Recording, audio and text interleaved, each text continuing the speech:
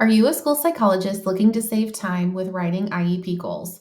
Or maybe you're a school psychologist who does a lot of collaboration with special education teachers and potential case managers of students that you're evaluating.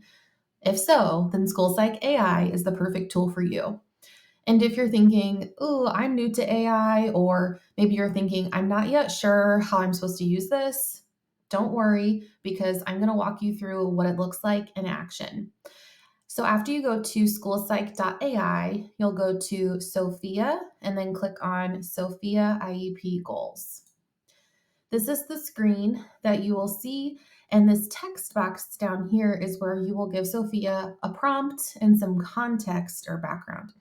So let's say you're collaborating with a special education teacher on coming up with a really individualized goal for a skill that was identified as a need as part of the student's evaluation. Sophia can help. Let me show you how. So let's say you are looking for a goal for executive functioning, and the student is a third grade boy.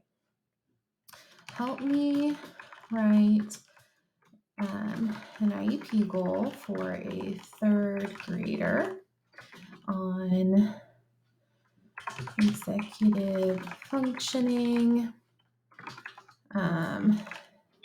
maybe impulse control and auditory attention are big areas of concern.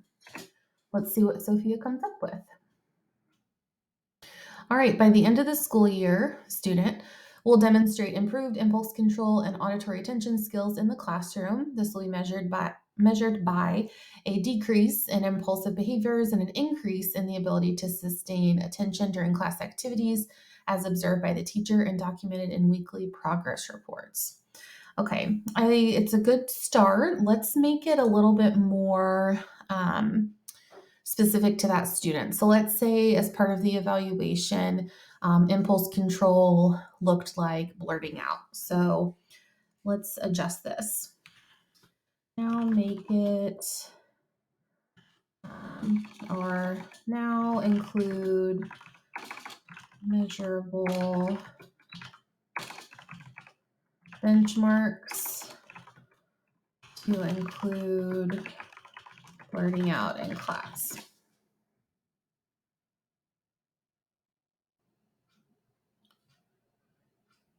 Okay, so the updated version has, by the end of the school year, student will demonstrate improved impulse control and auditory attention skills. This was measured by the following benchmarks. Number 1, student will reduce instances of blurting out in class from an average of 5 times per day to no more than 2 times per day, as recorded by teacher in a behavior tracking chart. Student will increase the duration of sustained attention during class activities from an average of 5 minutes to at least 10 minutes. Observe the same way.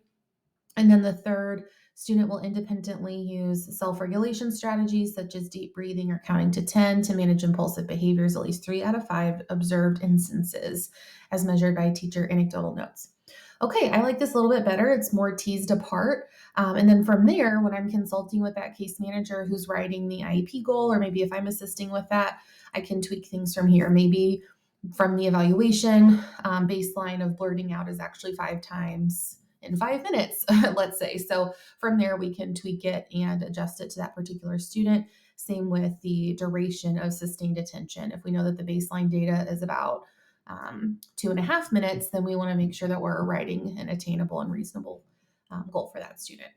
So this is just one way to use Sophia IEP goals, and I hope you found this helpful and got to see a little bit of what AI looks like in action. Of course, as I kind of modeled through, it really is important that we're not using identifiable information with any AI tool, and we're using our professional and clinical judgment when we're reviewing what is generated by AI and making it unique to that student. So I hope this will help save you time.